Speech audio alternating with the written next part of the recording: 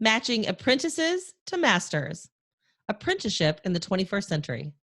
I'm Tonya Hall for ZDNet and Tech Republic, and joining me is Dr. Matt Beane, Assistant Professor of Technology Management, University of California, Santa Barbara, and MIT.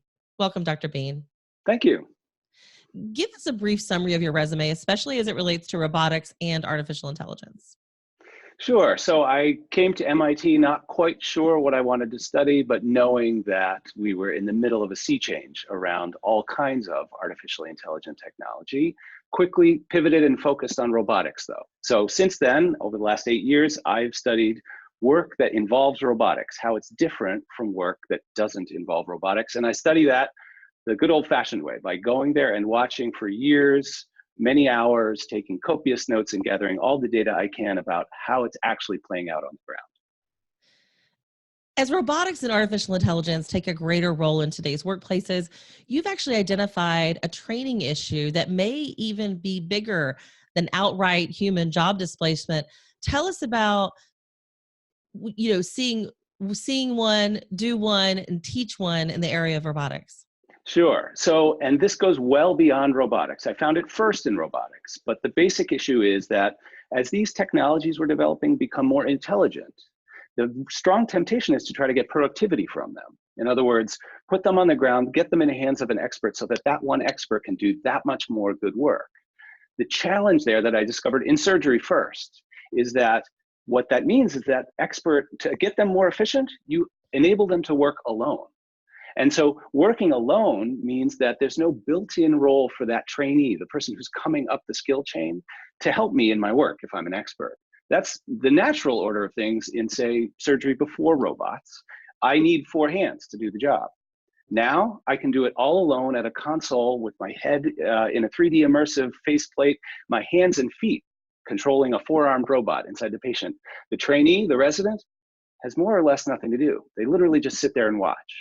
And so that really broke down that critical role of an apprentice that needs to help the work move forward. And so that's an important story just in surgery, but in the last year and a half, I've validated that finding across a really wide array of work contexts, very different technologies, not robotic, AI, algorithms that process merger and acquisition data in investment banking, policing, even professors trying to handle online courses. It really runs the gamut. We're giving people fish to maximize output instead of teaching them to fish. This isn't a new concept. That's true, and it's just that the way that we've designed work in the past, the technologies that we've used, have more or less mandated the involvement of an apprentice. They don't always call them apprentices. You called it see one, do one, teach one, right? That's in surgery, the phrase that's used to describe this process of watching an expert for a bit, getting involved in easy, safe parts of the work, and then moving towards the core of the work as the expert decides you're ready. That happens in journalism.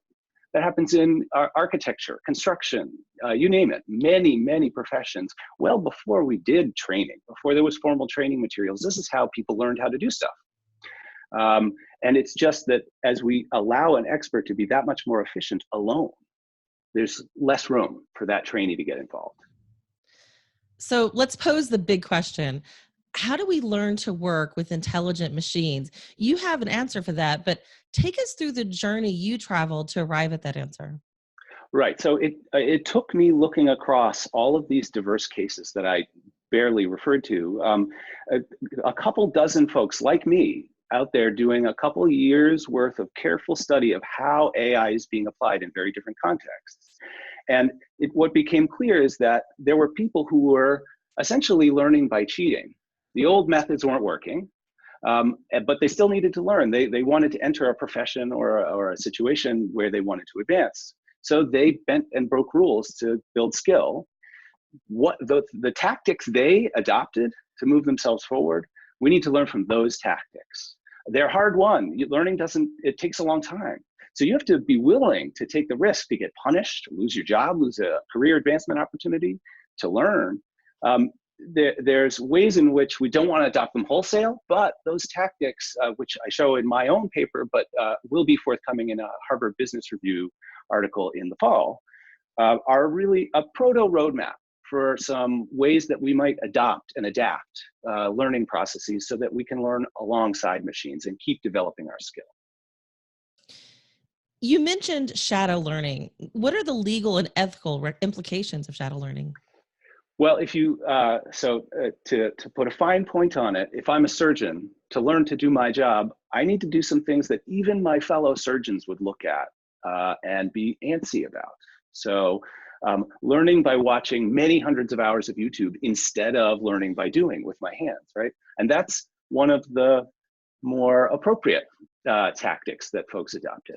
So adopting these practices wholesale and sort of putting them in the light of day and saying, this is how you should learn now. You should operate with limited expert supervision. That's not going to work. But what we learned by looking at those practices is that trainees that are successful intuitively realize that they need challenge in their work. They need to be challenged. They need to be working close to the edge of their capacity. They need expert supervision and coaching when they're struggling.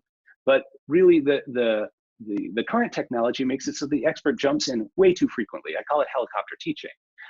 You essentially get way too much input and very little practice because there's always something that you're doing wrong. If we focus on challenge and the support in a more balanced way, those are things that could be designed into a new kind of AI-enabled distributed apprenticeship system. It doesn't have to be that there's an expert by my side. It doesn't have to be old-fashioned. We can't go back to old-fashioned. There could be a distributed group of experts who are available on demand as I'm struggling in my work that I can call on, or who can interrupt me and say, this one looks real bad, I ought to help you. But they don't even have to be in the same organization. It doesn't have to be simultaneous. The internet, the cloud, the web, all of this, and augmented reality, there's a bunch of new technologies, plus AI itself that can help us stitch together an apprenticeship model for the 21st century. So this is how AI can be used to bring the coach and the learner together, right? Yeah, so just to talk about the AI part, we have systems already that are gathering a ton of data about how work is performed, who's good at what, and where they are in their skill progression. And we can match those people with each other in real time. And we've all these platforms to supply labor on demand, right? Everything from getting you from point A to point B to supplying a handyman or a handywoman for your home and so on. What about matching apprentices to masters? It seems very doable. These systems learn a lot about each apprentice, each master, where they are in their journey, and can match them in real time. That's what machine learning is great for. It's just, as far as I know, no one has really identified this as a business problem, number one, or an organizational problem, and has started to gather the data and code the data that they need to start to make these apprentice-master matches, as far as I know. Dr. Matt Beane, Assistant Professor of Technology Management, University of California in Santa Barbara, and MIT. If somebody wants to connect with you, maybe they want to find out more about this work, how can they do that?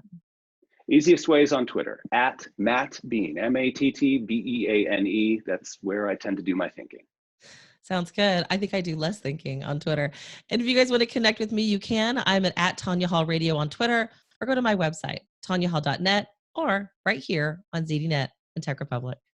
Thanks again for watching.